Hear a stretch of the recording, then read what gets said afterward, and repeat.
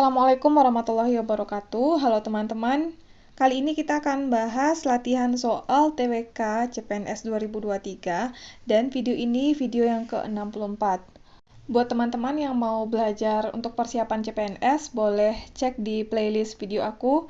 Jadi di playlist itu ada playlist TIU, ada playlist TWK, dan juga ada playlist TKP. Jadi biar teman-teman mudah dalam belajar bisa nonton videonya lewat playlist. Oke, kita langsung bahas soal yang pertama. Organisasi politik yang pertama di Indonesia adalah A. PNI, B. Partindo, C. Parindra, D. Indische Partij, E. Putera. Organisasi politik pertama di Indonesia. Berikut pembahasannya. Indische Partij didirikan pada tanggal 25 Desember 1912 di Bandung. Indische Partij merupakan organisasi politik pertama di Indonesia karena bertujuan untuk mencapai kemerdekaan Indonesia. Jadi jawabannya dari soal nomor 1, organisasi politik pertama di Indonesia adalah Indische Partij atau pilihan D. Lanjut soal nomor 2. ASEAN berdiri pada tanggal 8 Agustus 1967, yang ditandai dengan penandatanganan Deklarasi Bangkok. Negara-negara yang terlibat dalam penandatanganan Deklarasi Bangkok adalah kecuali A. Indonesia, B. Malaysia, C. Myanmar, D. Singapura, E. Thailand. Yang ditanyakan adalah yang bukan negara-negara yang terlibat dalam penandatanganan Deklarasi Bangkok. Berikut pembahasannya. Tokoh-tokoh yang menandatangani Deklarasi Bangkok adalah yang pertama Adam Malik mewakili Indonesia, yang kedua Tun Abdul Razak mewakili Malaysia, yang ketiga S. Rajaratnam mewakili Singapura, yang keempat Narciso Ramos mewakili Filipina, dan Tanat Koman mewakili Thailand. Jadi di antara kelima pilihan ini, pada pilihan nomor 2, negara-negara yang terlibat dalam penandatanganan Deklarasi Bangkok kecuali negara Myanmar. Jadi jawabannya adalah pilihan C. Sedangkan Indonesia, Malaysia, Singapura, dan Thailand merupakan negara yang terlibat dalam penandatanganan Deklarasi Bangkok. Lanjut soal nomor 3. Kekuasaan ras kulit putih di Afrika Selatan berakhir sejak A. Dibebaskannya Nelson Mandela, B. Pada masa pemerintahan Presiden F.W. de Klerk, C. Pelaksanaan pemilu multirasial, D. Kemenangan ANC dalam pemilu di Afrika Selatan, E. Bangsa kulit putih meninggalkan Afrika Selatan. Pertanyaannya adalah kekuasaan ras kulit putih di Afrika Selatan berakhir sejak kapan? Berikut pembahasan soal nomor 3. Setelah kemenangan African Nation Congress atau ANC dan akhirnya Nelson Mandela terpilih sebagai Presiden Afrika Selatan, maka berakhirlah politik apartheid. Apartheid adalah sistem pemisahan ras, agama, dan kepercayaan, diskriminasi etnis, dan pemisahan kelas sosial di mana kelompok mayoritas mendominasi kelompok minoritas. Jadi soal nomor 3, kekuasaan ras kulit putih di Afrika Selatan berakhir sejak kemenangan ANC atau African Nation Congress dalam pemilu di Afrika Selatan. Jawabannya adalah pilihan D. Lanjut, soal nomor 4.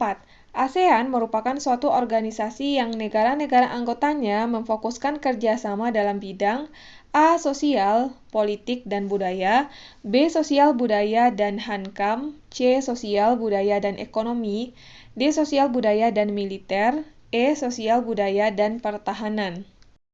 ASEAN merupakan suatu organisasi yang memfokuskan kerjasamanya dalam bidang apa? Berikut pembahasan soal nomor 4. Kerjasama ASEAN diutamakan dalam bidang sosial, budaya, dan ekonomi. Terutama masalah ekonomi sangat diperhatikan oleh organisasi ini. Jadi soal nomor 4, yang difokuskan dalam kerjasama ASEAN adalah di bidang sosial, budaya, dan ekonomi. Jawabannya adalah pilihan C. Lanjut soal nomor 5. Faktor intern yang membantu bertambah suburnya rasa dan paham kebangsaan Indonesia adalah A. Lahirnya sikap patriotisme, B. Kemenangan Jepang dalam perang dengan Rusia tahun 1905, C. Munculnya golongan cendekiawan di kalangan rakyat Indonesia, D. Makin membaiknya taraf hidup rakyat pribumi, E. Liberalisme yang dianut oleh pemerintah Belanda. Faktor intern yang membantu bertambah suburnya rasa dan paham kebangsaan di Indonesia. Berikut pembahasannya. Faktor intern yang memicu tumbuhnya rasa dan paham kebangsaan Indonesia. Yang pertama adalah munculnya kaum cendekiawan dan kaum terpelajar di kalangan masyarakat Indonesia. Yang kedua, peranan pers di Indonesia. Yang ketiga, muncul dan berkembangnya pergerakan nasional. Jadi, di antara kelima pilihan ini, yang merupakan faktor intern yang membantu bertambah suburnya rasa dan paham kebangsaan Indonesia adalah pilihan C, yaitu munculnya golongan cendekiawan di kalangan rakyat Indonesia. Lanjut soal nomor 6. 3 serangkai adalah Dewes Dekker, Suwardi Suryaningrat, dan A. Danudirja Setiabudi, B. Samratulangi, C. Haji Samanhudi, D. Insinyur Soekarno, E. Cipto Mangunkusumo. Yang ditanyakan adalah anggota 3 serangkai, yaitu Dewes Dekker, Suwardi Suryaningrat, dan Cipto Mangunkusumo. Jawaban soal nomor 6 adalah pilihan E. Lanjut soal nomor 7. Sebagai badan bentukan Jepang, tujuan awal peta adalah untuk A. Membentuk Angkatan Perang Indonesia, B. Memberikan pendidikan militer pada bangsa Indonesia, C. Mendapatkan bantuan dalam menghadapi Perang Pasifik, D. Mempertahankan tanah air bangsa Indonesia, E. Mempersiapkan bangsa Indonesia sebagai bangsa merdeka. Yang ditanyakan adalah tujuan awal pembentukan peta oleh Jepang. Berikut pembahasannya. Peta merupakan singkatan dari Pembela Tanah Air yang juga bentukan militer pendudukan Kekaisaran Jepang di Indonesia yang didirikan pada bulan Oktober 1943. Tujuan awal dari peta ialah untuk memenuhi kepentingan peperangan Jepang di Laut Pasifik. Jadi, soal nomor 7, tujuan awal pembentukan peta adalah yaitu pilihan C, mendapatkan bantuan dalam menghadapi Perang Pasifik. Lanjut soal nomor 8. Revolusi industri pertama berkembang di A. Amerika Serikat, B. Portugis, C. Spanyol, D. Belanda, E. Inggris. Revolusi industri. Berikut pembahasannya. Perang kemerdekaan di Amerika pada tahun 1774 sampai 1783 menjadi pencetus perkembangan revolusi industri. Jadi, revolusi industri pertama berkembang di Amerika Serikat. Jawabannya adalah pilihan A. Lanjut soal nomor 9. Perjuangan kaum reformasi di bidang politik menghasilkan sesuatu yang diharapkan rakyat banyak, yaitu A. Pembagian sembako kepada penduduk yang tidak mampu, B. Tidak dinaikkannya harga bahan bakar minyak, C. Tidak dinaikkannya tarif transportasi, D. Diturunkannya Menko Polhukam Jenderal Wiranto, E. Lengsernya Presiden Soeharto. Perjuangan kaum reformasi di bidang politik menghasilkan sesuatu yang diharapkan rakyat banyak, yaitu adalah jawabannya pilihan E, lengsernya Presiden Soeharto. Berikut pembahasannya. Salah satu agenda dari reformasi adalah menuntut turunnya Presiden Soeharto sebagai penguasa Orde Baru. Jadi jawaban soal nomor 9 adalah pilihan E. Lanjut soal nomor 10.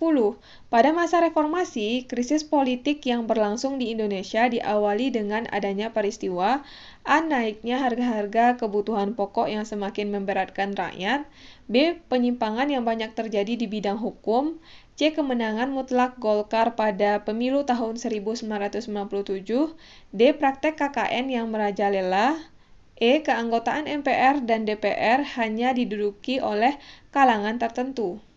Yang ditanyakan adalah krisis politik yang berlangsung di Indonesia diawali dengan adanya peristiwa apa pada masa reformasi. Berikut pembahasannya. Reformasi yang terjadi di Indonesia dilatar belakangi oleh berbagai krisis yang ada di Indonesia. Krisis politik diawali dengan adanya dominasi kalangan tertentu yang duduk dalam keanggotaan MPR maupun DPR. Jadi soal nomor 10, pada masa reformasi, krisis politik yang berlangsung di Indonesia diawali dengan adanya peristiwa keanggotaan MPR dan DPR hanya diduduki oleh kalangan tertentu.